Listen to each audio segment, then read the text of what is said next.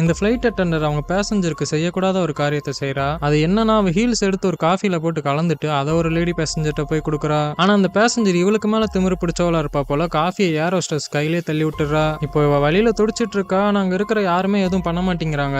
ஏன்னா இவ தான் இந்த நாட்டோட இளவரசி. அது மட்டும் இல்லாம இந்த மொத்த ஃபிளைட்டையுமே இவ ஒருத்திக்காகவே புக் பண்ணிருப்பா. இப்போ கொஞ்ச நேரம் கழிச்சு வேற ஒரு காஃபியை எடுத்துட்டு வரா. அப்போ அவ கையில இருக்கிற ரிங்க பார்த்ததும், உன்ன மாதிரி ஆளுங்கன்னா இவ்வளவு அழகான ரிங்கெல்லாம் போட்டிருக்க கூடாதுன்னு சொல்லி அதை புடுங்கி கீழே போட்டு ஹீல்ஸாலே மிதிச்சு உடைச்சிடுறா.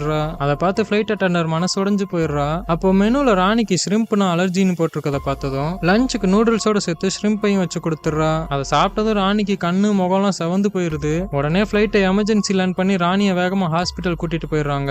ஆனா போற வழியிலே ராணி இறந்துட்டாங்கன்னு சொல்லி நியூஸ் வருது. அது மட்டும் இல்ல, அவங்களோட கடைசி ஆசையா அவங்க இப்ப வந்த ஃபிளைட்லயே திரும்ப அவங்க பாடியை தாய்நாட்டுக்கு கொண்டு போகணும். அப்படி போகும்போது என் கூட இப்ப வந்த ஃபிளைட் அட்டெண்டர் தனியா வந்து என்ன பாத்துக்கணும்னு சொன்னதா சொல்லிடுறாங்க. ஃபிளைட் அட்டெண்டரும் வேற வழி இல்லாம சரின்னு சொல்லிடுறா. இப்போ ரெண்டு பேரும் ஃபிளைட்ல பறந்து போயிட்டு இருக்கும்போது ராணியோட பாடி சடனா கீழே விழுந்து இவ்வளவு நோக்கி வர ஸ்டார்ட் பண்ணுது. அதை பார்த்து பயந்து போய் பைலட்ட போய் நடந்தது சொல்றா. ஆனா அவர் இவளை நம்பவே மாட்டேங்கிறாரு. உடனே இவ அங்க இருந்து சேஃப்டி ஆக்ஸ் எடுத்து விண்டோவெல்லாம் உடைக்க ஸ்டார்ட் பண்றா. அதை பார்த்து கேப்டன் இவளுக்கு ஏதோ பைத்தியம் பிடிச்சிருச்சு போலன்னு அவளை ராணிக்கு ஆப்போசிட்லயே ஒரு சீட்டோட சேர்த்து கட்டி போட்டுறாரு. இப்போ ஃபிளைட் லேண்ட் ஆனதும் பாடி கார்ட்ஸ் எல்லாம் வந்து பாக்குறாங்க. பார்த்தா ராணி பாடி முன்னாலேயே ஃபிளைட் அட்டெண்டரும் இறந்து போய் கிடக்குறா.